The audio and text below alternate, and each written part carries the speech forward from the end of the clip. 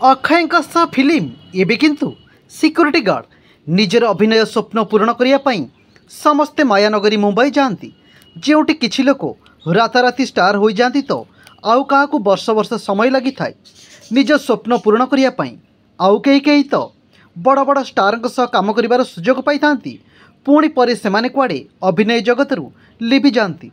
आज आम आपण को एमती जड़े अभिनेता कहानी कहबू जी कि निज परिवार प्रतिपोषण पर सिक्योरिटी गार्ड काम करुछंती।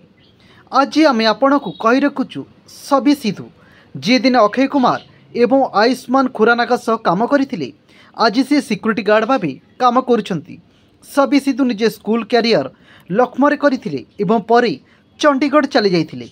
एही समय से मॉडलिंग करबा आरंभ कर देथिले परे पुणी थरे लखनऊ आसी पाठपढ़ा आरंभ करथिले एवं थिएटर रे सामिल होइथिले। सबी निज कैरियर आरंभ अक्षय कुमार परी बड़ बड़ स्टार सह करथिले।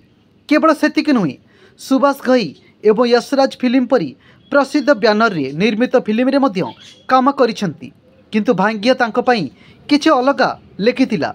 समय एमिति बदलीगला जे से सिक्योरिटी गार्ड चाकरी करिया पई बाध्य हेले। सबी सिद्धू को भाई को एयर इंडिया रे चाकरी मिलगला। सेपटे अभिनेता हेबार स्वप्न पूर्ण करिया पई सिद्धू मुंबई रे जाई पहुँचिले। प्रथमे प्रथमे काम करिबा पई तांको पाखरे बहुत ऑफर थिला परे हठात देह खराब हो गला परे से निज को काम ठू दूरे रखिले।